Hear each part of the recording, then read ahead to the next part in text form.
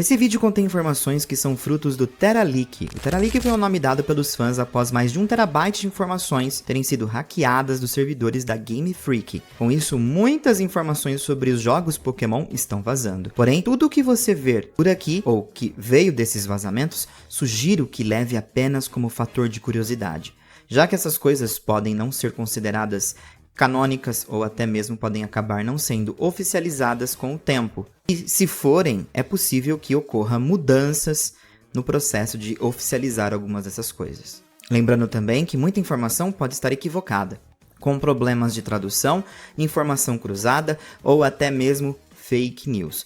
Então, bora lá para mais um vídeo. Fala pessoal, tudo bom com vocês? Comigo está ótimo e sejam bem-vindos a mais um vídeo aqui no canal. Bom, os vazamentos continuam e dessa vez muito mais focado para o anime Pokémon. Sabendo que nem todo mundo assim se importa com o anime Pokémon, eu vou deixar essas informações do anime mais pro final desse vídeo. Agora nós vamos conversar sobre algumas coisas um pouco mais sólidas referente a os jogos, eventos e um pouquinho de rumor para sair um pouquinho, né, e já ir pro TeraLeak, enfim, fazer essa conexão. Então, bora lá para mais um vídeo, deixa seu like, se você usa o Amazon, não esquece de usar meu link aí na descrição, se você for fazer uma comprinha por lá. Seja bem-vindo a mais um vídeo e continue se informando do TeraLeak por aqui. Ah, inclusive, muito obrigado pelo apoio nos vídeos do TeraLeak. Bom, bora lá para mais um vídeo da semana. Bom, eu quero começar então com a distribuição de Pokémons míticos que estão rolando para Scarlet e Violet. Bem interessante essa distribuição porque ela vai ser jogada ali para itens que você for coletando lá no Japão, comprando relacionados a Pokémon. Vão desde TCG até comidas relacionadas a Pokémon. E, consequentemente, códigos vão sendo liberados para a distribuição desses míticos por lá. Além disso, também foi revelado que uma raid do Rayquaza Shining Pokémon Scarlet Violet será realizada a partir do dia 20 de dezembro de 2024. Eu acredito que tenha uma grande influência com episódios do anime Pokémon, inclusive a existência dessa raid. Então, provavelmente algum episódio do dia 20 possa conversar melhor com essa raid e ter mais sentido a realização dessa raid, quem sabe, para Scarlet e Violet. Seria bem legal. Lembrando que dia 20 eu acredito que tenha uma grande possibilidade de ser o último episódio de Pokémon Horizontes em 2024. Mas pode ser que tenha ainda mais algum em 2024. Vamos ficar atentos. Quando mais informações surgirem, eu volto aqui para conversar com vocês. E falando em raid, essa é a última semana da raid do Feraligatr em Scarlet e Violet. Não esqueça de capturar se você ainda não o capturou. Ah, eu preciso fazer um adendo sobre o Riddler. Ele acabou fazendo uns posts recentemente a respeito do Legends. Ele foi muito focado ali sobre uma nova Mega na região de Kanto, né? Para um Pokémon de Kanto. Há poucos Pokémon que ainda não ganharam mecânicas.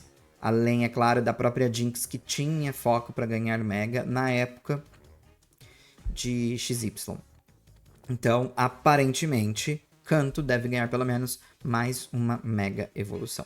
Quem será? Vou conversar com vocês. Bom, no dia 5 de novembro, contamos com uma reunião de acionistas da Nintendo. E nessa reunião, muitos tinham expectativas sobre novidades a respeito do famoso Switch 2. Nessa reunião, foi confirmado o sucessor do Switch terá compatibilidade com os jogos do Nintendo Switch que conhecemos até então. Então, o sucessor do Switch poderá rodar os jogos do Nintendo Switch. As informações vieram do próprio Shutaro Furukawa, e ele disse o seguinte: hoje anunciamos que softwares do Nintendo Switch também podem ser reproduzidos em seu sucessor. O Nintendo Switch Online também estará disponível no sucessor do Nintendo Switch. Mais informações sobre o sucessor do Nintendo Switch, incluindo sua compatibilidade com os jogos do Nintendo Switch, serão anunciados em uma data posterior. Muito bacana, né? Então, eu acho que isso dá uma margem se você estava pensando em comprar ou não um Switch nesse determinado momento. Principalmente você que é fã Pokémon. Eu acho que, dadas as circunstâncias e dado esse anúncio, eu acho que é interessante que, se você ainda não tem o Nintendo Switch, talvez espere, pelo menos para coletar um pouco mais de informações a respeito desse sucessor. Mas sabendo que o sucessor terá essa conexão com os jogos do Nintendo Switch, eu, na minha opinião, esperaria mais um pouquinho para tomar uma decisão, na verdade, se você deve ou não comprar o Nintendo Switch agora. Acho o Nintendo Switch um super console, tem uma vasta biblioteca de jogos, dá para você jogar onde você quiser, o que é muito bom, e dá para jogar Pokémon, mas eu ficaria um pouco com o pé atrás agora de comprar nesse exato momento, sabendo que esse console ainda pode acabar surgindo até o final do ano que vem. Ou pelo menos até o começo do outro ano. Então eu iria com calma. Já um novo relatório financeiro a respeito das vendas dos jogos Pokémon foi revelado. E ele tem aí essa revelação do trimestre. E no último trimestre a gente conta aí com o aumento de vendas em Scarlet e Violet de mais de 400 mil cópias vendidas, que é bem legal. Um fato que chama a atenção também é as vendas de XY que cresceram. Pois é, isso provavelmente se refere a vendas físicas, né? Já que o jogo é impossível de vender ele atualmente de forma digital. Então, interessante, provavelmente por conta da chegada do Legends, talvez estejam aí movimentando alguns XY pelo mercado e a gente percebe aí esse aumento de cópias vendidas. Muito bacana. Já sobre os jogos e o Terra Leak, continua ganhando força a ideia de que os starters serão os starters de Kalos, tá? Fennekin, Froakie e Chespin. Esse é o foco maior em relação, principalmente por conta da arte do Mundial de 2025 de Pokémon. Mais informações devem ser reveladas em breve, inclusive a respeito do Legends. Bom, também surgiu que teríamos uma midform para Lilligant em Unova, porém ela foi descartada. Muitos acreditam que o descarte acabou virando Swadlow, a midform da Levani. Bom, finalizando aqui, posso agora partir para o anime Pokémon. Daqui em diante você vai conferir novidades sobre o próximo episódio e tudo que surgiu no Terra Leak a respeito do anime Pokémon. Tá bem bacana, tem algumas informações extras em base do que a gente já havia visto em vídeos passados no início do Terra Leak, quando tivemos aquela reunião com os membros da produção do anime e também da Game Freak. E agora algumas informações extras que devem, assim, acredito eu, na minha opinião, colaborar, né, pra gente ter uma noção maior a respeito do anime Poké. Então bora lá, deixa seu like. E se você for embora, e se você não for embora, continua deixando seu like aí que ajuda demais. Então vamos continuar agora com o anime Pokémon. Pro anime Pokémon temos um novo episódio revelado. Pois é, esse episódio se chama Os Três Exploradores. Acredito que deve ser focado em Amichu e os seus ajudantes, né? Konya e Zir, no dia 22 de novembro. Bom, e agora vamos lá para as informações do Terra Leak e o anime Pokémon. Começando com Jornadas, tá? A decisão de fazer Pokémon Jornadas ser a última série de Ash foi tomada em julho de 2021. Ken Sugimori e a Game Freak juntaram-se à produção de Jornadas em outubro de 2021 em um papel de supervisão. Mesacia Pokémon Masters começou sua produção em maio de 2022. Distante Céu Azul, originalmente intitulado como Infinite Zero, foi adaptado em um episódio sobre o Ash de um universo alternativo, também em maio de 2022. Agora, especial de 11 episódios e o Distante Céu Azul. Especial de 11 episódios nós ficamos sabendo. A série foi concebida como uma extensão de Pokémon Jornadas, com um foco em fanservice e proporcionando uma saída natural para Ash e Pikachu do anime. Algo que os fãs iriam gostar. Duas perguntas precisavam ser respondidas nesta minissérie. O que é ser o mestre Pokémon? E será que a equipe Rocket continuará perseguindo o Pikachu? Feita completamente para os fãs, a série serve como uma culminação na história de 25 anos. A série será liderada por um grupo de pessoas que estiveram envolvidas desde a série original. Especificamente Yuyama, Tomiyasu e Tomioka. Durante suas viagens, Ash e Pikachu retornam a Alto Maré, uma cidade que eles já haviam visitado antes, no caso, no filme de Latios e Latias. Latias, que tem afeição por Ash, será a razão para isso e se juntará a eles. junto com Brock e Misty, que se juntarão temporariamente. O grupo viaja para várias regiões ao redor do mundo Pokémon, sendo perseguidos pela equipe Rocket. Nos últimos 2 episódios, Ash será questionado sobre o que significa ser um mestre Pokémon. Kunihiko Yuyama foi o responsável por esse enredo. Obviamente, essa parte de Alto Maré foi descartada, mas não completamente, já que no final Latios e Latias retornam para aquele local e faz com que a gente acabe encontrando também a outra Latias do filme. E isso, obviamente, remete também ao que a gente considerou, né, como alguns filmes, principalmente aquele, como canônico. Distante Céu Azul. Histórias paralelas seriam o foco para esse especial. Distante Céu Azul, originalmente, seria chamado também de Ash Summer Vacation, Um Dia Eterno. Foi idealizada como um episódio bônus para os fãs da série original. A ideia de Ash reunir-se com seu pai no universo do filme 20 é uma escolha narrativa poderosa, proporcionando um senso de fechamento, enquanto enfatiza que a jornada de Ash está sempre em andamento. A troca com o chapéu do filme 20 pelo chapéu original é simbólica. Ela sinaliza tanto um retorno às raízes quanto à natureza cíclica de suas aventuras. Essa mudança pode sugerir que, apesar de todas as experiências e o crescimento que Ash passou, sua história está sempre pronta para começar de novo, assim como a natureza continua no mundo Pokémon. Nesse contexto, a reunião com o pai poderia ser um momento chave de reflexão para o Ash. Seria uma maneira de reconhecer o quanto ele evoluiu, não apenas em batalhas, mas no seu desenvolvimento pessoal. No entanto, também reforça a ideia de que sua jornada, sua busca para se tornar um mestre Pokémon, nunca acaba de verdade. Cada passo é um tanto uma culminação quanto um novo começo, pronto para enfrentar novos desafios e crescer ainda mais. O ciclo da jornada do Ash pode refletir como o anime sempre seguiu em frente, sempre evoluindo, mas mantendo seu coração original.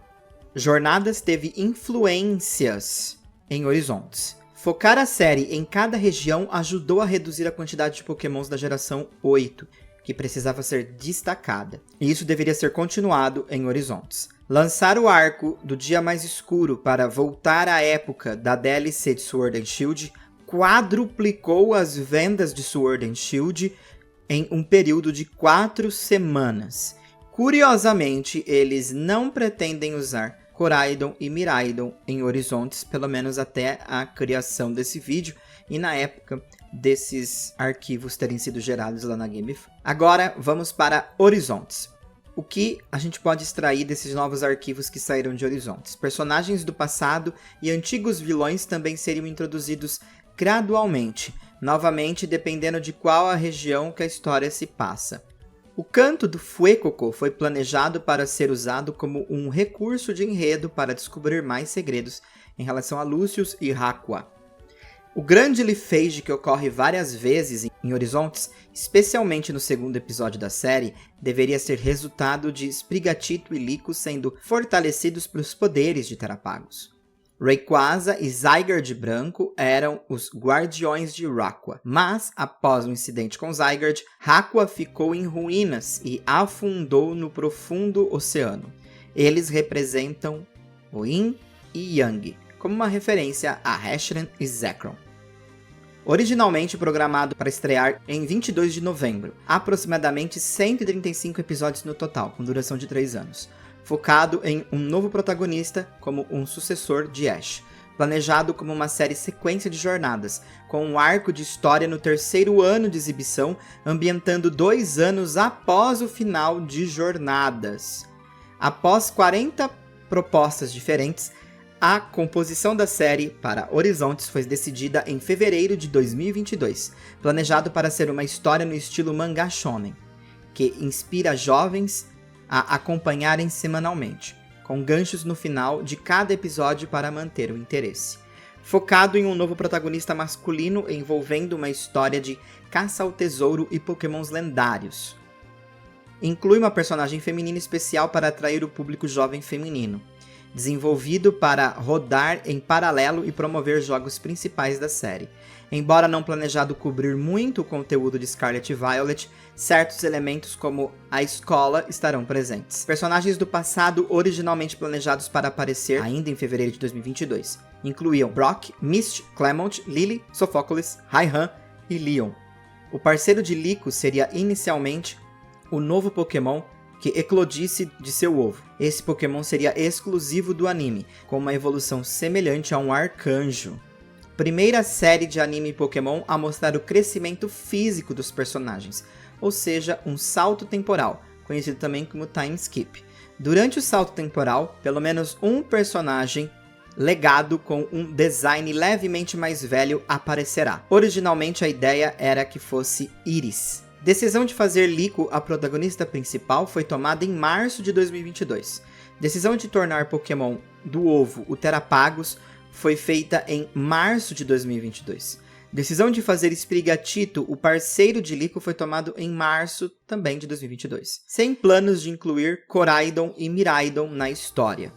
Um arco planejado de duração semelhante ao arco do Dia da Escuridão de Jornadas que cobre o conteúdo da DLC de Scarlet Violet. Contará com um Pokémon heróico e pode sugerir a Área Zero. Detalhes sobre esse salto temporal. A história se passa no 3º ano de Horizontes, 2 anos após o final de Pokémon Jornadas. Será a primeira vez que o crescimento físico será mostrado no anime Pokémon. Atualmente, Liko é mais alta que Roy, mas após o salto temporal, Roy será mais alto. Ambos os personagens terão designs completamente novos, com novos penteados e foco em suas cores secundárias. Roy será retratado como uma figura mais confiável, especialmente para Liko. A história visa mostrar Roy superando tanto Fridge quanto Lucius. Na produção desse vídeo, chegou a mim, pelo Pedro, que está fazendo também alguns reparos na tradução, essa parte do Roy se tornar mais forte que o Fridge e o Lucius, na verdade é a Liko e o Roy provavelmente se tornando mais forte que Fridge e até mesmo, quem sabe, o Lucius. Então é uma coisa só sobre o Roy. E também foi revelado que Roy seria o novo comandante, o novo capitão do Brave Asagi e também dos Trovonautas. Porém, isso seria por conta da ausência do Fridge.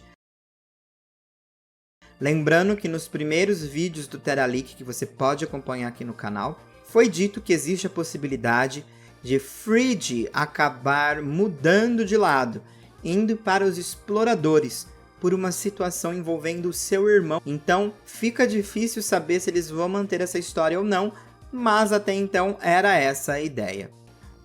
Bom, o lance do evento eu gostei bastante, eu espero que ele seja muito uma réplica do que foi com o Mewtwo, quem sabe um Pokémon sendo distribuído, quem sabe até o Zygarde, pra gente poder batalhar contra o Rayquaza ou algum outro Pokémon específico, mas seria legal se eles fizessem algo do gênero pra gente poder brincar ali na raid. Então, cruzo meus dedos para que o evento seja bacana. Nos jogos a gente percebe que assim, a gente está caminhando para uma escassez já, né, de informações. As informações estão acabando e o que provavelmente o pessoal mais queria saber, provavelmente não vai saber, que é sobre Legends e Gen 10.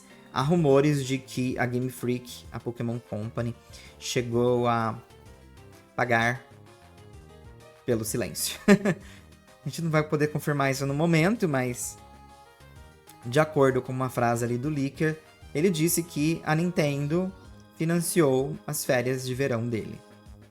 O que a gente pode entender sobre isso? Quem vem de vocês? E é isso aí. Gostei de 2 tópicos que a gente traz aqui sobre o anime. O pai do Ash no Distante Céu Azul e sobre o time skip em Horizontes. Em Horizontes, eu acho que o time skip é importante. Tem que acontecer porque dá um ar diferente para esse anime, dá uma característica diferente para esse anime. E se não acontecer, uma pena. E se não acontecer por conta dos vazamentos, mais pena ainda. Porém, eu acho que deveria acontecer. Porque dá, sim, um ar completamente diferente para esse anime, uma característica e uma coisa, sair da zona de conforto de como as coisas eram feitas com o Ash, né? Então, gosto. Já sobre o Distante Céu Azul e também o especial de 11 episódios, essa saída do Ash, eu tenho alguns pontos. Por exemplo, Distante Céu Azul, que é um especial focado no universo do filme 20. Desde o filme do Coco, a gente já percebe que nesse universo há uma vontade muito grande de se comunicar com o pai do Ash, mesmo que eles não revelem quem é. E fica esse tom misterioso. O que pra mim foi uma pena, porque o lance do pai do Ash poderia ter sido muito bem desenvolvido com o filme 2021 e o Distante Céu Azul. Obviamente, colocando o filme Coco em questão, que, assim, tinha muito, né, pra se falar sobre esse tema. Então, assim, eu vejo essa era do Ash alternativo como um grande desperdício, sendo muito sincero. E, de fato, é muito o que eles citam, né? É muito mais sobre nostalgia, sobre atrair esse público, como a gente já conversou em vídeos anteriores. E não se trata em querer desenvolver essas coisas, infelizmente. Teria sido muito bacana acompanhar algo nesse naipe, nesse calibre. Mas eles recuaram, né? E trouxeram esse lance mais misterioso e simbólico. Gosto. E, sinceramente, ao mesmo tempo que me gera desconforto, me gera alívio, porque se for para trazer um tópico que foi por tanto tempo alvo de uma grande névoa e teorias, é melhor não trazer, se não for fazer certinho, bonitinho. E por que eu tô falando isso? Porque a gente vê com os episódios de especiais, né? Os 11 episódios especiais para finalizar a história do Ash. Alto Maré, vamos fazer uma coisa relacionada a Alto Maré, mas por quê? Sabe? Não fica já ficou um pouco estranho, mas eu acho que no final, pelo menos, elabora melhor. E a gente tem a permissão de canonizar os filmes, ou pelo menos alguns, principalmente do Lattes Lattes. Mas por que não elaborar melhor, sabe? Então, fica tudo muito corrido. Era de urgência a saída do Ash, tardia, mas foi muito apressada a saída do Ash. É um mix, né, de sensações. Então, assim, eu fico um pouco meio jogado, assim, pros dois lados. Gosto e não gosto. Porém, eu acho que o lance de não ter utilizado o pai do Ash foi uma decisão também interessante. E aqui cai por especulação. Porque a jornada do Ash é infinita. E quem sabe um dia? Quem sabe um dia, quando eles quiserem recontar a história do Ash, né? Refazer a história do Ash, não faça mais sentido trazer essa figura paterna. Apesar que a gente gosta de dizer que os verdadeiros pais do Ash, pelo menos o pai, é o Kukui lá em Alola. Mas, ainda assim, fica essa sensação. Vamos ver, né? Eu acho que são pontos que dá pra elaborar bastante, mas a gente tem que tomar cuidado, porque nada que a gente discute aqui é a verdade absoluta, né? São vazamentos e de coisas que nem eram pra vazar, coisas que não terminaram como planejaram, a gente percebe isso lendo as coisas que passaram por aqui. Então, tomem cuidado com essas informações. Quero agradecer, então, vocês que acompanharam até aqui. Gostei bastante desses vazamentos. Agora temos coisas um pouquinho mais técnicas, outras coisinhas um pouco mais polêmicas para discutir em relação aos vazamentos. Mas tudo até aqui, na minha opinião, foi pelo menos assim uma janela aberta para entender certas decisões. Gostaria de mais relatórios e reuniões sobre a produção do anime. E, bom, quem sabe mais coisas não surjam. De qualquer forma, Kemi vai ficando por aqui. Um forte abraço para vocês e a gente se vê logo logo aqui no canal do Camaleão. Forte abraço! Fui! Deixe seu like.